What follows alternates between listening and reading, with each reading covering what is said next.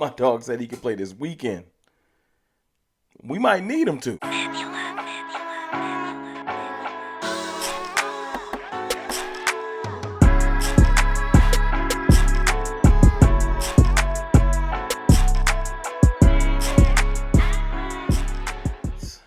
Good people.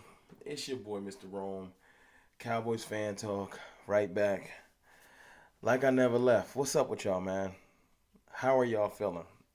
I guess I should definitely tell you guys how I'm feeling. I appreciate y'all, man. I appreciate all the support on Twitter or X. I appreciate all the support in the community posts. As y'all see, I put my medical bracelet up. CFT had to go to the ER yesterday. Wasn't feeling too well. Blood pressure was up. Health is wealth, man. Take care of yourself. One of those things where I was feeling dizzy and stuff while driving. So, full transparency, went to the ER, got checked out. Vitals are good, everything's good. But I'm gonna make some changes. You know what I'm saying? Cut back on the drinking a little bit. Just little things. Health is wealth. Let's take care of ourselves. Jokingly, I was I was in the ER talking about, the Cowboys is stressing me out. The Cowboys is killing me. And I don't think that's true, but they definitely provide some stress. Let's just keep it funky. But on to the football. I just want to say thank y'all. I appreciate all y'all support. Um, really, really do. Let's talk about Rashaan Evans, man. Rashaan Evans signing that happened yesterday when I was going through my existential crisis, and I am happy about this signing, man. I am really, really happy about this signing. It's a much needed signing. Um, let's not play with this. I know he signed to the practice squad, but got out there today and practiced.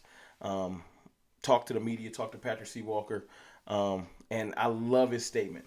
I love his statement. He says, I can play this weekend. I'm ready to go. I love that. Now he's understanding what we do, our playbook and stuff like that. But at the end of the day, this is a professional linebacker. I say that about LVE all the time.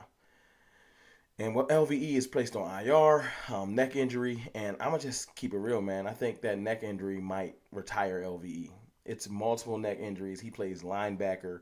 It would be scary playing corner, but he plays a position where he has to stick his neck in the situations and try to tackle people. It gets scary. They're saying he can come back in 4 to 6 weeks. I don't know if he comes back. I think Rashaan Evans comes in and takes over, and Rashaan Evans and Damone Clark are our new linebackers. That's what I think. That's what I feel. I think we still should go get another linebacker for depth purposes, just for, we should not be resting on our laurels. We should definitely get another depth linebacker. Because I think Marquise Bell, although he can stick his head in there, he's physical. He's a box safety converted to linebacker. He's still a little bit light, just like Kurtz. Sometimes in linebacker situations, it's just a little bit too light. So I definitely want another linebacker. But man, Rashaan Evans is a full-fledged grown man of a linebacker. Like I'm not being funny. Like he's 27, very experienced, not lightweight at all. You talking about weight? Hold on, 232 pounds, full-fledged line, 6'2", tall. And like his statistics, I know statistics ain't always the end-all be-all, but statistically, I mean, this man is going crazy. I know he had injury problems at the end of Tennessee, but one thing you know about Tennessee, they was coming to hit and tackle. He fit their mold. With Jeffrey Simmons in it, he was balling. I think that injuries got him, they let him go. He followed Arthur Smith to Atlanta. Remember, Arthur Smith was in Tennessee. And he had a great year last year. So I don't even know. I guess they just went younger. I don't know if they want to give him another contract. The business in the NFL is crazy.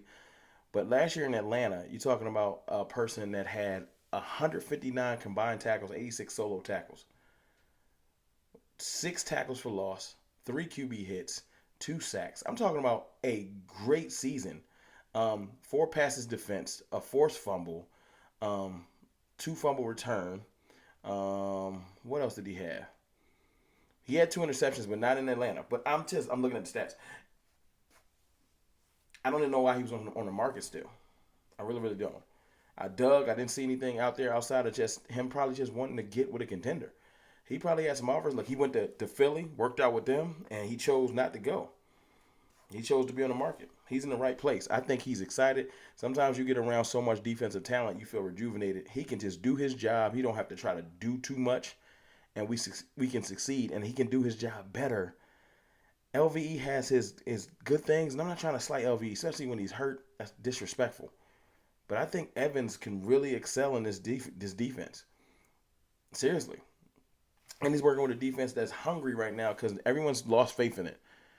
You know, that Jaron Curse came out talking about how great of a defense we are and we know who we are, but we just got to show it. And I believe it.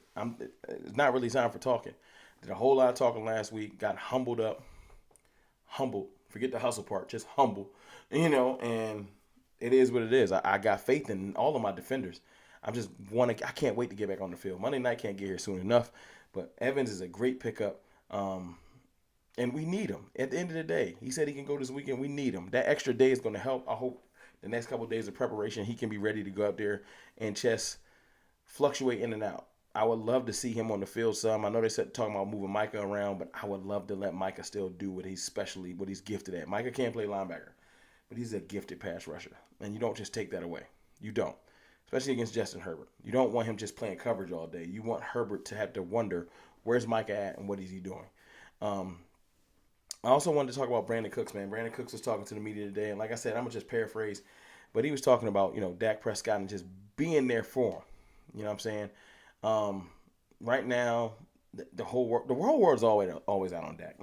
Most hated. Y'all campaign I'm on is supporting Dak, and I feel like he wrongfully gets hated on because a lot of stuff is circumstantial. We're switching to a new offense, and no one in the league they like usually like when you see like even in like say for instance like Philly, new coordinator, new play caller, it's kind of like there's growing pains and let them get it underway and all this extra stuff. And we have a new play caller and a new offense, completely new offense, different philosophy and everything like that.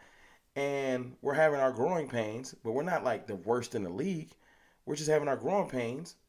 And we even at excelling moments. We dropped 30 on one of the better defenses in the league in the New York Jets, and no one seems to care because they just want to find the negativity. The same Jets that made other teams struggle. So it's one of those things where you have to, one, have some patience if you're a Cowboys fan. Just have some patience. The offense will open up. I hate to say it, but fortunately, we're not facing the 49ers every week. You know what I'm saying? That's a team that just has owned us, and we got to earn our right to really talk about them in any other light. So I'm just going to move on. But the Chargers defense, although they have great skill, like great players, they're not the 49ers defense. They're just not. I'm hearing that Joey Bosa might not play. That is a help.